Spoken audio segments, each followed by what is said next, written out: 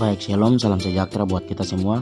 Perkenalkan, nama saya Richard Marcelisba dari Prodi Agroteknologi dengan NIM 2402038, dan di sini saya akan melampirkan laporan praktikum saya dengan mata kuliah pengantar ilmu pertanian.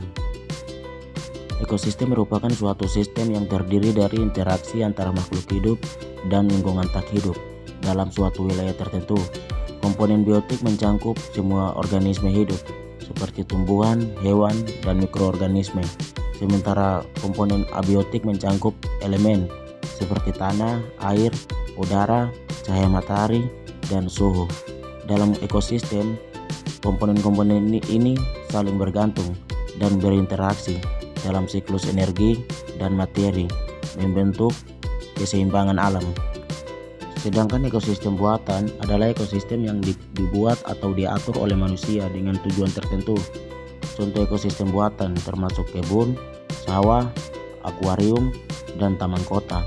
Dalam ekosistem ini, manusia memiliki kendali atas beberapa elemen seperti penambahan pupuk atau pengaturan jumlah hewan dan tumbuhan. Berbeda dengan ekosistem alam yang berkembang tanpa campur tangan manusia. Tujuan praktikum ini bertujuan untuk mempelajari pengaruh alelopati dari beberapa jenis tanaman terhadap perkecambahan dan pertumbuhan tanaman. Untuk alat dan bahan, bagian akar atau daun alang-alang, Imperatus cylindricas, dan rumput teki Saprinus sp. Biji tanaman yang cepat berkecambah, misalnya biji kacang hijau dan jagung. Dan buat alatnya, blender atau mangkok penggerus, cawan petri, kertas saring dan kertas merang, gelas ukur, corong, penyaring, pipet, dan pisau atau gunting. Cara kerjanya, yang pertama, buatlah ekstrak alang-alang dan rumput teki dengan cara berikut. Yang pertama, hancurkan dan haluskan bagian tumbuhan yang dipilih tersebut dengan mangkok penggerus atau blender. Yang kedua, buatlah ekstrak bagian tumbuhan tersebut dengan air dengan perbandingan bagian tumbuhan air adalah 1:7, 1:14, dan 1:21. Saringlah ekstrak yang diperoleh dengan menggunakan alat penyaring. Letakkan 10 biji jagung atau biji kacang hijau pada cawan petri sebanyak 9 petri.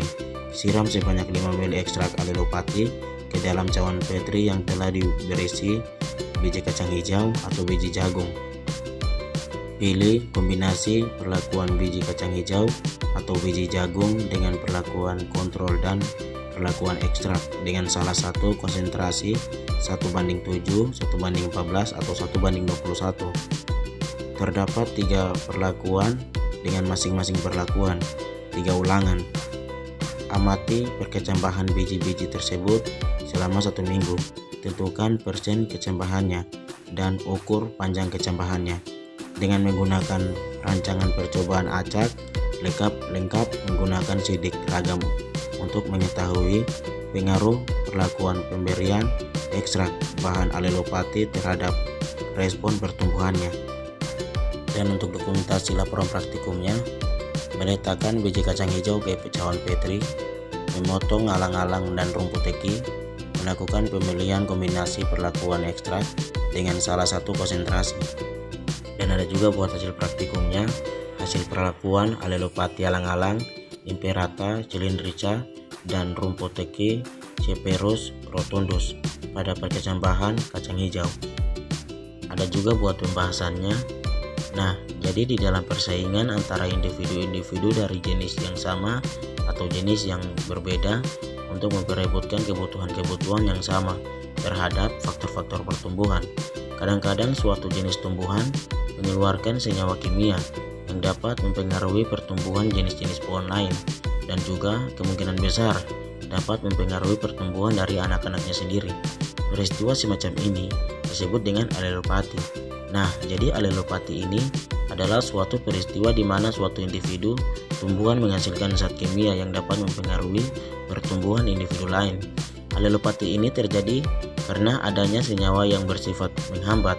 Senyawa tersebut tergolong senyawa sekunder karena timbulnya secara sporadis dan tidak berperan dalam metabolisme primer organisme. Senyawa-senyawa yang bersifat menghambat tersebut dikelompokkan menjadi 5 kelompok utama seperti fenis, propian, asetogen, trepoid, dan alkaloid. Nah, ini tabel dari hasil praktikumnya.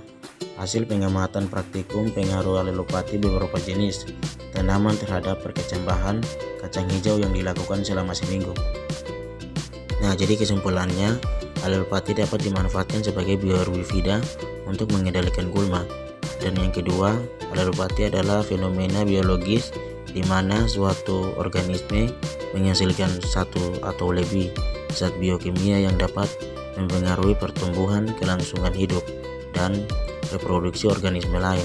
Dan yang ketiga, menjelaskan apakah definisi serta peranan alelopati.